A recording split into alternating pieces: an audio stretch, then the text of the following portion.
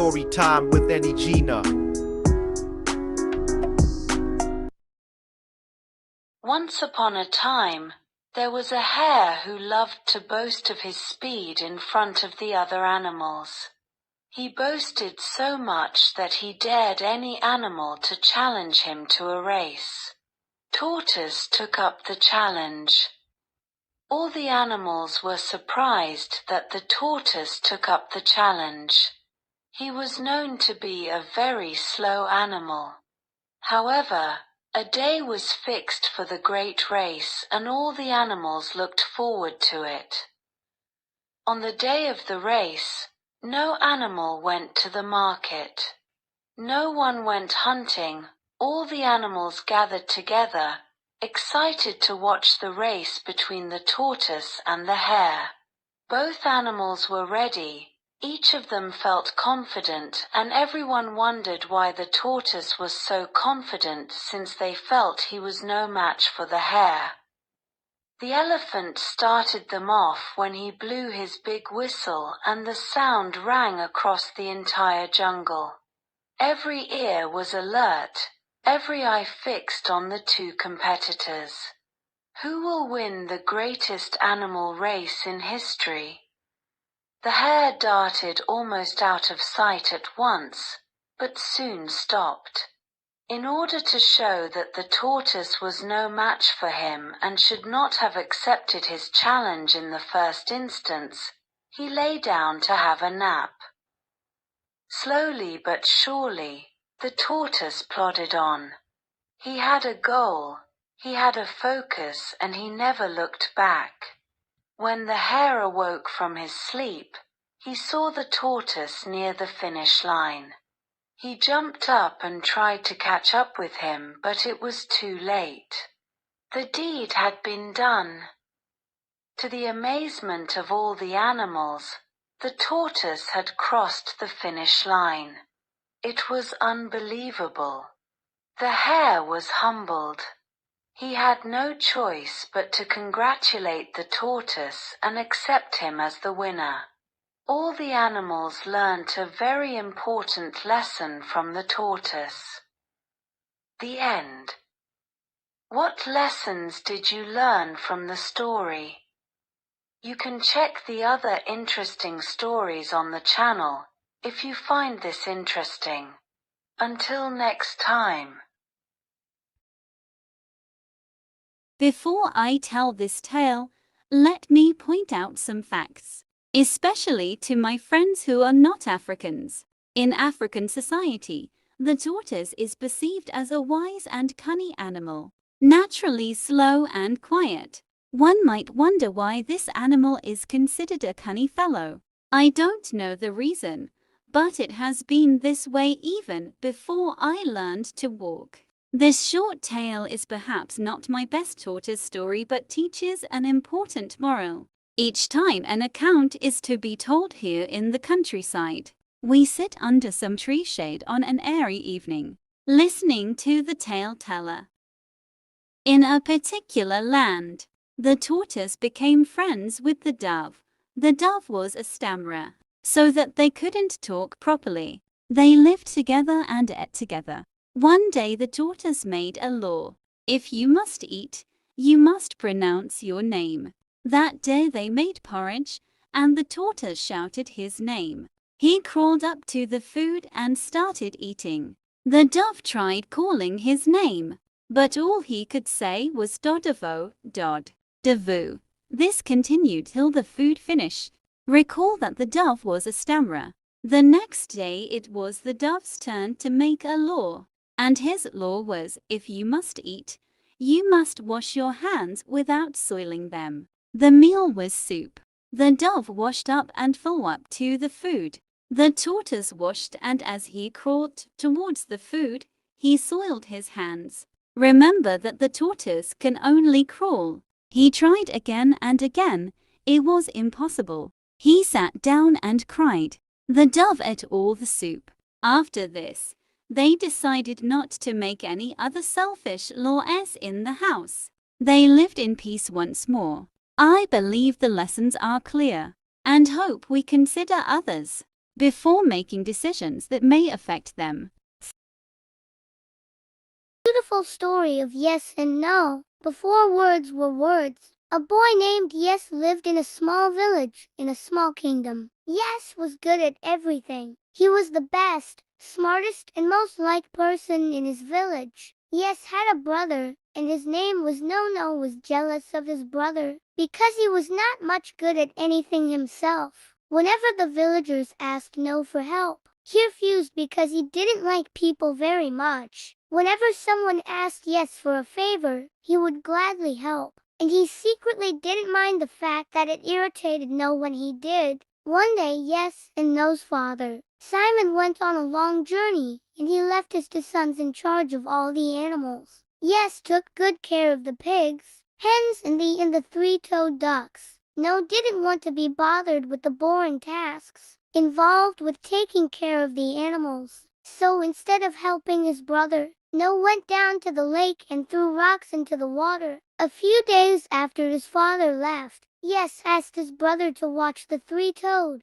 duck while he went to find some food to eat. Instead of doing what Yes asked, No lay down, shut his eyes, and forgot about the duck. It just so happened that the king had a personal road nearby, and he traveled on it often. So often that when the three-toed duck wandered onto the road, the king's carriage was passing by and had to swerve to avoid hitting it. The king was thrown from the carriage and fell to the ground and hurt himself. The king demanded to know why a three-toed duck had been allowed on his road and asked all the villagers for an explanation. Yes was always honest, so he told the king the entire story. The king thought for a moment, and then he came up with an idea that he was quite happy with.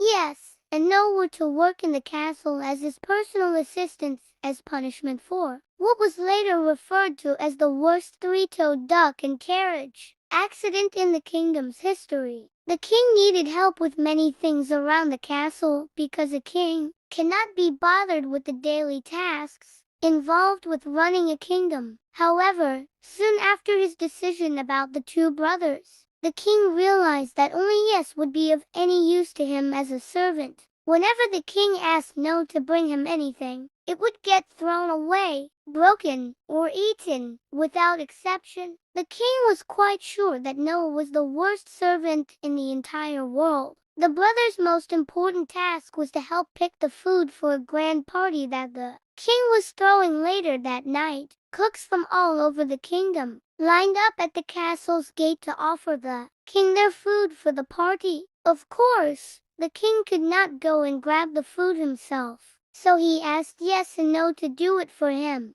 The first cook came up the gate and yelled to the gatekeeper, "I bring my delicious ugberry pie for the king's banquet." The king heard this and thought that ugberry pie would be perfect for such an event, and he would love to eat the leftovers. He didn't want anything to happen to the ugberry pie, so he yelled yes, and then asked him to go fetch it. The next cook stepped up to the gate. "I offer the king grookie soup," he said. The king didn't like grookie soup very much, and he knew just how to get rid of it. "No!" he yelled, and then sent No out to retrieve the soup. No dropped the soup before the king could even smell it. This went on for hours. If the king liked a dish, he would yell yes, and it would be included in the night's feast. If he did not, everyone would hear a loud no, and the dish would be destroyed moments later by a servant with a very bad attitude. Pretty soon this started catching on around the kingdom, for if a king does something, his loyal subjects are never far behind.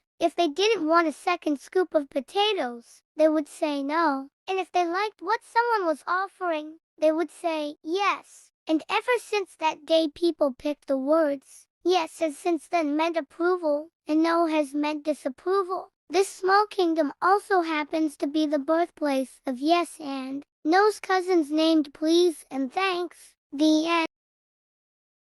Anna was a very beautiful lady and a good cook, but she had an ugly sore at the back of her left hand that refused to heal. This restricted people from patronizing her. Hannah lived in a town called Komiko. One day, the duke of her town decided to host his fellow dukes and other dignitaries at his daughter's wedding. He needed a cook to prepare food for his guests. In hopes of finding the best cook, he sent his chief searching far and wide. Although they knew that Hannah was the best in her community and all the neighboring villages, they did not contact her because of the ugly sore at the back of her hand. As the searching continued, the various chiefs recommended different cooks. One of the chiefs recommended Hannah, but other chiefs rejected her. Meanwhile, the wedding was fast approaching, and the search for a good cook has not yielded any result. The other arrangements for the wedding were almost concluded, and the Duke and his wives were getting worried. The chief who recommended Hannah advised the Duke to conduct a contest for the cooks so that he could choose the best of them. The Duke took his advice and provided everything it would take to conduct the contest. After the contest, Hannah was judged to be the best and the winner. The Duke accepted the result of the contest and picked Hannah to do the cooking, though other chiefs were against the Duke's decision. But how would the expected dukes and dignitaries from other communities feel when they heard that the cook who prepared the food for the guests of the Duke of Komiko had an ugly sore on the back of her left hand, and, worse yet, they had eaten that food? The Duke in his wisdom decided to employ a doctor to treat the cook, but he would not like his guests to see the dressing of the cook's sore in case there was a need for her to appear publicly. The doctor came and treated the sore, but according to him it will take time to heal. The Duke thought of what to do as the wedding was just by the corner. Then he decided to give a prize to the best cook. He invited the award designer and specifically told her to design a prize for the back of the cook's left hand. His intention was to cover the healing sore so that nobody would see it. The designer designed a very beautiful prize for the back of the left hand of Hannah. It was publicly presented to her and she put it on. The dressing on her hand was covered completely. Only the prize could be seen, and because it was very beautiful, the crowd burst out into applause. The king pleaded with the people not to tell anybody who had not known that the cook had a sore, and they obeyed. On the day of the event, the cook prepared food for the Duke and his guests. They all ate and were happy. Thereafter, each of the guests began to invite the cook to prepare food at their events. By then the sore was gone. Throughout her lifetime, nobody who had not known before knew that Hannah had a sore, because the people cooperated with the Duke and never spoke of it again. The end. It was the night of the full moon when the terror began. The moon was high in the sky, casting an eerie light over the village. When I heard it for the first time, the sound of heavy breathing. It wasn't the wind, nor the rustling of the trees. This was something more sinister, a low, rattling hiss, followed by a sound like something massive sliding through the tall grass. I was lying awake in my hut, the air thick with the smell of damp earth, when I felt it, the presence. Something was watching us. I had no idea then that this would be the beginning of a nightmare that would stretch on for months. A nightmare that would leave the people of our village broken, desperate, and forever changed. Let me start from the beginning though. I am Chikar, a simple man from the village of Yugo Endu, which means the place of strength. Our village was nestled beside a great river, where the fertile soil yielded the best yams, cassava, and corn. The river flowed with the life of the landfish, water, and the whispers of our ancestors. The trees that surrounded us were ancient, their roots so deep in the earth that no storm could move them. Life had always been peaceful, or at least it had been until the day the python came. It began with the cattle.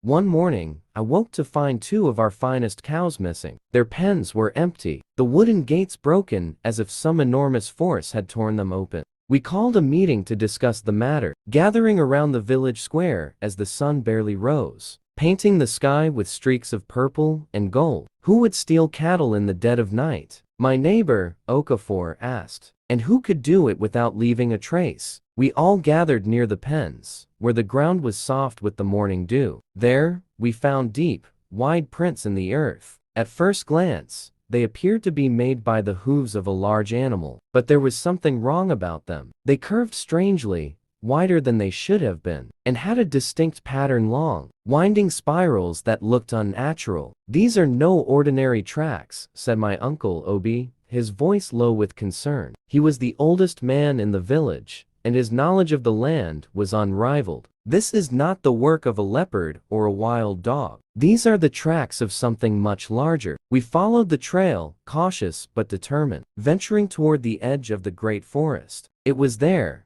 at the thickest part of the trees, where the sun barely pierced through the canopy, that we found it. The python was coiled around the body of one of the missing cows, its massive body twisting and undulating like a river of scales. Its length stretched so far that we could barely see the end of it. It was the largest snake any of us had ever seen, its skin a dark, gleaming black with streaks of yellow like molten gold. But it wasn't the size that froze us. It was its eyes, bright, yellow, and gleaming with a predatory hunger, staring at us with an intelligence that seemed almost human. For a long moment, we stood frozen in terror, our hearts racing in our chests. This wasn't just a creature of flesh and bone. This was something far older, far darker. The snake's coils tightened around the cow's body, crushing it effortlessly, its great jaws unhinging in preparation to swallow its meal. And then, it noticed us. Slowly, almost languidly, the python's head turned toward us. Its eyes locked onto mine, and for a second, I thought my legs would give way beneath me. I could hear the faint hiss of its breath, like the wind before a storm, and I knew that if we made one wrong move,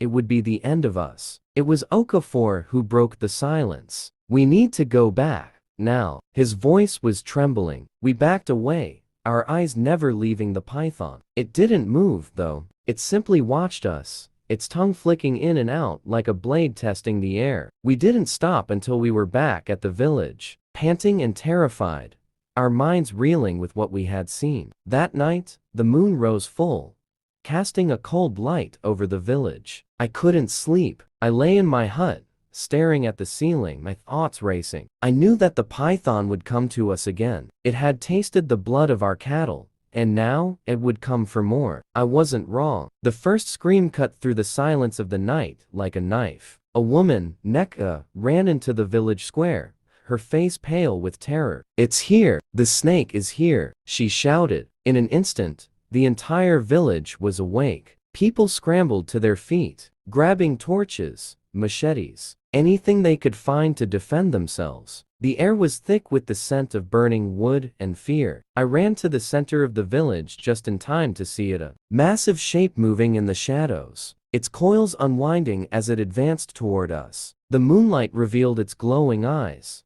like two orbs of molten gold. It was here, and we were helpless. One of the elders, Ease, raised his staff and called to the spirits. "Mighty spirits of our ancestors, protect us," he cried, but his voice shook with the knowledge that no spirit, no magic, could save us from this. The python struck, with terrifying speed. It lunged toward a group of children huddled together in the corner of the village. The children screamed, but the python was too fast. It wrapped its massive body around the nearest child, tightening its coils with the force of a dozen men. The child's scream was cut off as the python crushed the life from him. Pandemonium erupted. The men of the village rushed to defend the children, throwing spears and swinging machetes. But the python was too powerful. It dodged every attack with ease, striking back with such force that men were thrown across the village like ragdolls. The python's tail lashed out,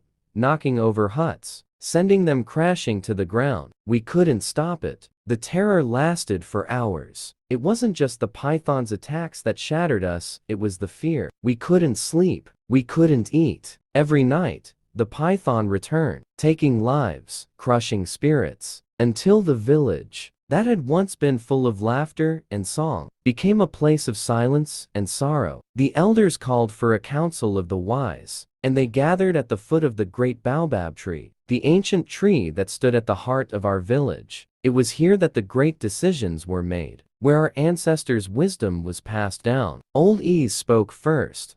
"This is no ordinary creature. It is a spirit of the forest, an ancient power that has been disturbed. It comes for vengeance, for we have taken too much from the land and offered too little in return." His words struck fear into the hearts of the villagers. But there was no turning back now. The python had tasted human blood, and it would not stop until it had claimed us all. The wise ones consulted with the spirits, and they revealed that the only way to stop the python was to offer it a sacrifice, a great offering of life, a tribute to appease the spirits and stop the serpent's wrath. We gathered everything we could: cattle, goats, yams, corn, beads, and precious objects that had been passed down through generations. We placed them at the edge of the forest, where the python had first appeared. But despite the sacrifice, despite our pleading, the python did not leave. The very next night, as the moon rose high, we heard it again, the low, terrible hiss,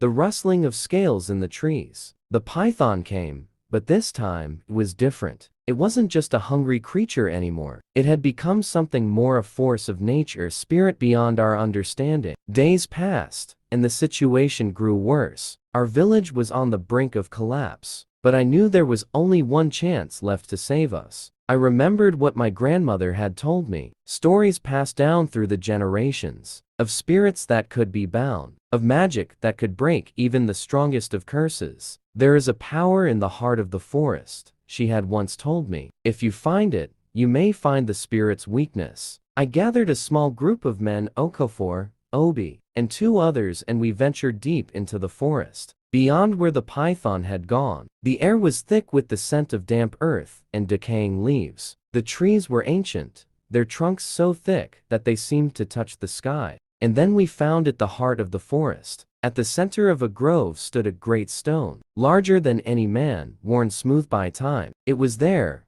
coiled around the stone, that the python lay, its great body still, its eyes closed. It appeared to be sleeping, but I knew that this was no ordinary slumber. It was the python's heart, the source of its power. We did not hesitate. I raised the knife, and with one swift motion, I cut into the stone. The earth trembled. The python's great body writhed and twisted in agony as if the very soul of the forest was being torn apart. The roar it gave was not of an animal, but of a spirit in pain. The ground shook, and the trees around us groaned and cracked as if they, too, were in torment. The python's body loosened, its coils unraveling until it collapsed into a heap on the forest floor. The terror was over. We returned to the village, our hearts heavy, but relieved. The python was gone, its power broken, and with it, the curse that had haunted us. But we knew that we would never forget what had happened. The cost of our survival was steep. Too many had died. Too many lives had been lost. And so, we gathered around the fire that night, and we prayed. We prayed for those who had been taken. We prayed for strength to rebuild, and we prayed that the spirits of the forest would forgive us for disturbing them. For we had learned that even the greatest of forces must be respected, and that some forces, no matter how mighty, can be defeated if you have the strength to face them. Thank you for watching. Please click on the subscribe button now, if you haven't subscribed to our channel yet. Love, from Storytime with Auntie Gina.